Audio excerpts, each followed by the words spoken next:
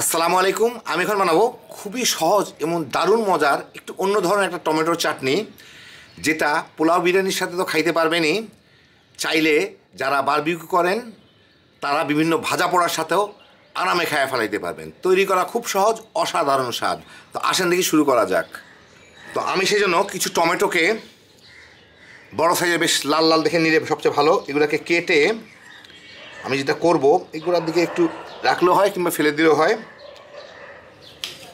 এর মাঝখানে যে পানির অংশ, বিচির অংশটুকু আছে, ওইটাকে আমি কেটে এগুলোকে ফেলে দিব। ফেলে খালি উপরের মাংসর অংশটুকু নিব।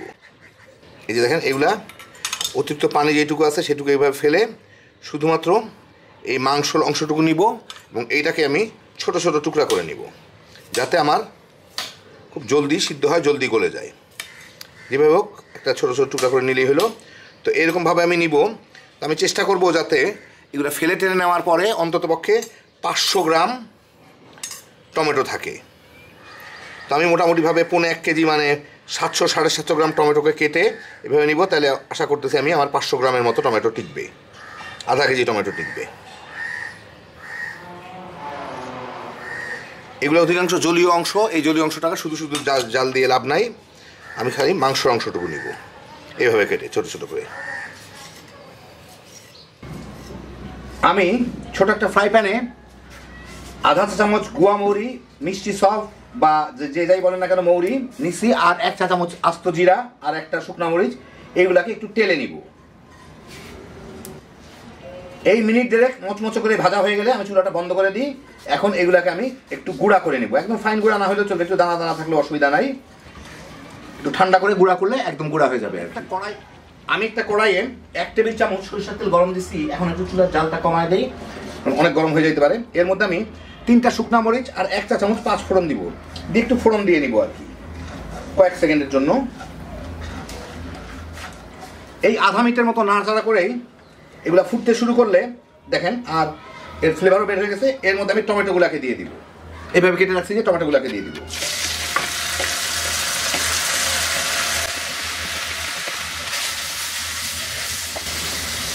একই সাথে এখানে আমি স্বাদ মতো লবণ দিয়ে দিচ্ছি। টমেটোটা খুব জলদি গলে যাবে টমেটো মানে লবণ দিয়ে। এখন এর সাথে একটু মেখে নাড়াচাড়া করে আমি এটাকে গলায় নিব। তো গলতে কত সময় লাগবে জানি না, সেই জন্য সবচেয়ে ভালো হচ্ছে আমি একটু একটা ঢাকনা দিয়ে ঢেকে দিই। এটা খুব দ্রুত গলে যাবে। 4-5 মিনিট জাল দিয়ে আমি 2 একবার নেড়ে দিয়েছিলাম, টমেটোগুলোও গলে গেছে। এখন এর মধ্যে আমি দিয়ে দিচ্ছি 2 কাপ চিনি। যতখানি টমেটো তার কাছাকাছি প্রায় চিনি দিতে হবে, একটু কম। যাই হোক, চিনিটা দিয়ে এর সাথে একটু গলায় একটু জাল দিয়ে নিই, ফুটে উঠুক। তারপর 3-4 মিনিট জাল দিব। ফুটে উঠতে উঠতেই আমি এর মধ্যে দিয়ে দিচ্ছি 4 পিস খেজুর। আমি বিচুগুলা ফেলে এইভাবে ছোট ছোট কেটে নিছি। আর ম্যাঙ্গো বার, আমসত্ব আর কি, 2টা স্টিক দিয়ে দিচ্ছি এর মধ্যে। এগুলো এর সাথে দিয়ে একটু নাড়াচাড়া করে নেবো যাতে এগুলো গলে যায় আর কি। ফুটে উঠছে, 2-4 মিনিট জাল দিয়ে নিই। জাল দেওয়ার সময় কিন্তু এইভাবে চেপে চেপে ঘষে দিতে হবে নিচের দিকে, কারণ আমি যে আস্ত আস্ত মানে একটু বড় বড় চাকার দিলাম, আমসত্ব দিলাম আর খেজুর দিলাম, ওগুলো যাতে যতদূর সম্ভব এর সাথে গলে যায়, গলে মিশে যায়। এইভাবে আমি 3-4 মিনিট জাল দিয়ে নিব। মিনিট 5-6 জাল দিয়ে সবগুলাই প্রায় গলে গেছে। এটা ঘন হয়ে আসতেছে। এর মধ্যে আমি 1 টেবিল চামচ লেবুর রস দিব। কারো কাছে লেবুর রস না থাকলে আপনারা দিয়ে দিতে পারেন, সাইট্রিক অ্যাসিড। এটা প্রিজার্ভ করতে সাহায্য করবে। আর এখানে যে মশলাটুকু আমি তেলে গুঁড়া করে নিলাম, সেই মশলাটুকু আমি এর মধ্যে দিয়ে দিব। এটা খাইতে খুব মজা লাগে। দিয়ে এর সাথে মিশায় এই 3-4 মিনিট জাল দিয়ে নিব, লেবুর রসটা শুকানো পর্যন্ত। অতটুকু পানি খুব জলদি শুকায় যাবে।